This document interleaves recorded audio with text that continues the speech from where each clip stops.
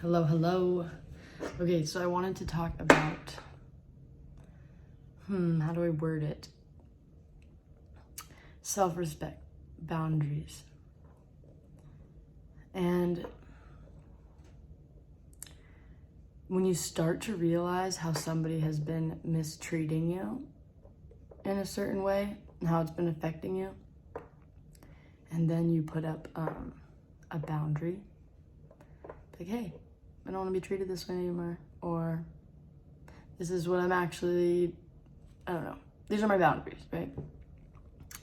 I wanted to talk about it because it's interesting that now, one, it's really hard to get out of that because people will manipulate you, gaslight you into thinking that like you should be helping them or you should be okay with being walked all over or whatever. People are very manipulative. So first, it's very hard to come out of that. Two, once you come out of it and you're like, there was a point in the middle where I was like, I don't want to be treated this way by other people, being expected things or whatever. There was a point where I felt like, well, if I'm not people pleasing, then I should just be by myself, you know? And it's like, no, I should be around people that are like-minded and, you know, want the energy exchange to be symbiotic. I give as much as they give me, and we're kind of just going with the flow. It doesn't feel drained. When you feel drained, that's a big red flag that you're being drained, that somebody is taking energy from you. So one, it's really hard to do that. And like two, once you get to this point of putting up those boundaries, but not just putting up those boundaries and staying back by yourself, putting up those boundaries and being okay, being assertive and communicating those boundaries, that's when shit gets real, I'm telling you. Because why else was I not communicating myself? I was like, oh, I don't want to upset these people that have been people pleased by me for so long, so I'm just gonna set these boundaries up, but be quiet about it, keep to myself. And it's like, no, you really have to communicate with people. You don't have to, but this is for my own personal experience. You really should communicate with people because they can get a better picture of how it is that you actually feel. And I didn't realize I was doing that for so long, just kind of like hiding how I felt from people. But it's because I didn't want to be put in a bad light. And now what I'm realizing is when people do this thing where they put me in a bad light, where I'm like, hey, I'm not okay with this. I don't want to be treated this way. Please don't use those words around me, or whatever the boundary is. And everybody has different boundaries, right? This is what I started this video for, is because people be calling each other self-righteous. Like, oh, you act like you're so much better than everybody. That is so unfortunate to me, man. Because you know how hard it is to get to that point where you actually are okay speaking up for yourself, saying, this is like what I want for myself, this is what I don't want for myself, I'm okay with this, I'm not okay with this.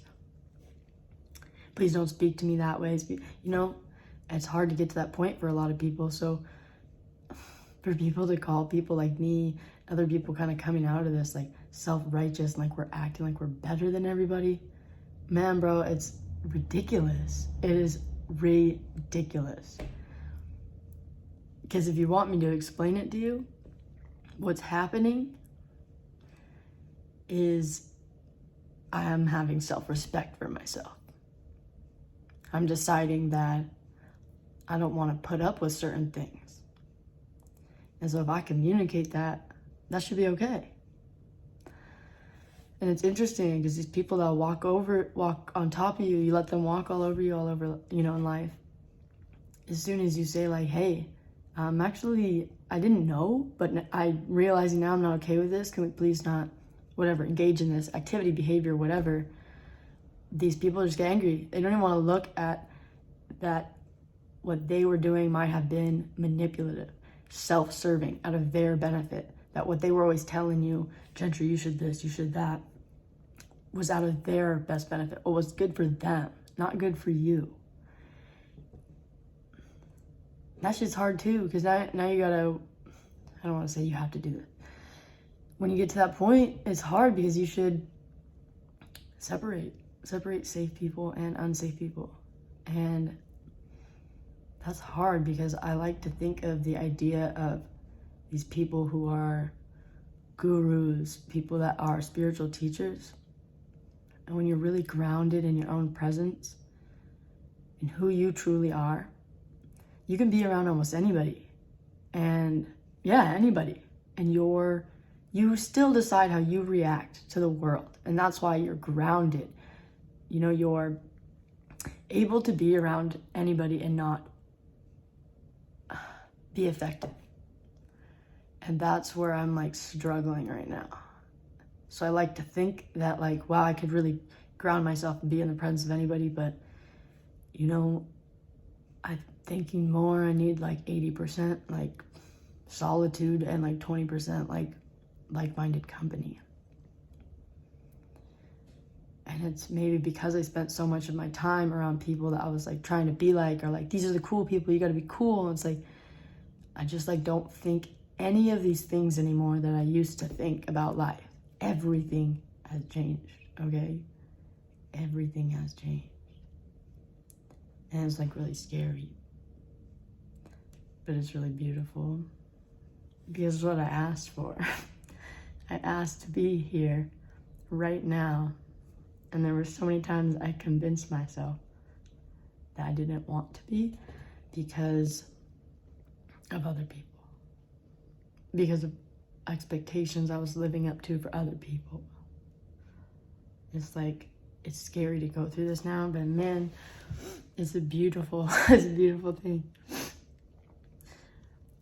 I really just wanted to bring that up because that's something that's been, I don't know if affecting me, right? I'm trying to just be grounded here in my own presence, doing my own thing. But it is something that is not nice. After you've already been walking all over somebody, and then they decide that they want to have some self-respect now. They want to put up boundaries. And you're just gonna make them feel bad for it. You're gonna tell them that they're self-righteous for gaining self-respect in this life. That's not right. That's not right. I just wanted to make this video to talk about that. And yeah.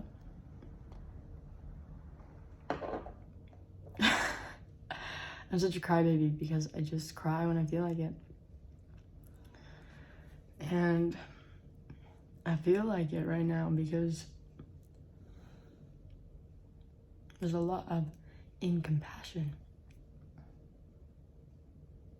I feel it. Not just for myself. The whole world, this universal consciousness that we're in, that we're a part of, I feel it.